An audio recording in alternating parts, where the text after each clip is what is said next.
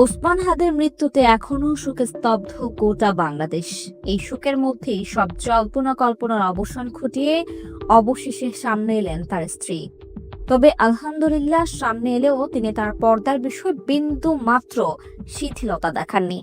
শেষবারের মতো প্রিয় স্বামীকে দেখতে মর্গে উপস্থিত হলেও কেউ তার কোনো ছবি বা ভিডিও ধারণ করতে পারেনি। মর্গে প্রবেশের সময়ই তার সামনে বিশেষ পর্দার ব্যবস্থা করা হয়।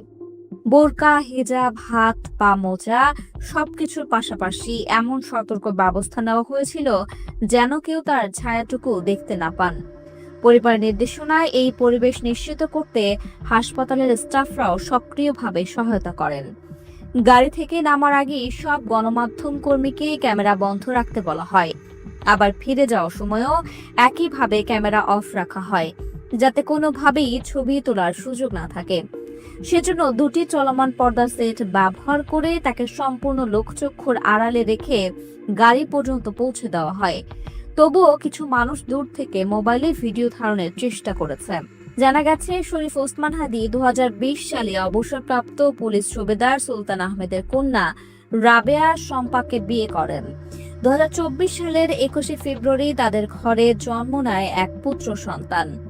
হাদির ব্যাপক পরিচিতি থাকা সত্ত্বেও তার স্ত্রীকে কখনো প্রকাশ্যে দেখা যায়নি বা পরিবারের বাইরে কেউ তাকে চেনে না।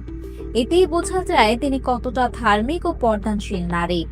মৃত্যুর সঙ্গে পাঞ্জা লড়া স্বামীর পাশে তার স্ত্রীকে কোথাও দেখা না যাওয়ায় অনেকে প্রশ্ন তুলেছিলেন, কেন তিনি ক্যামেরার সামনে আসছেন না।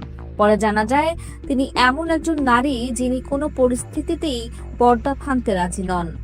জীবনের সবচেয়ে প্রিয় মানুষকে হারিয়ে তিনি গভীর শোকে আচ্ছন্ন। তবুও নিজের বিশ্বাস ও পর্দার বিষয়ে এক চুলও আপোস করেননি।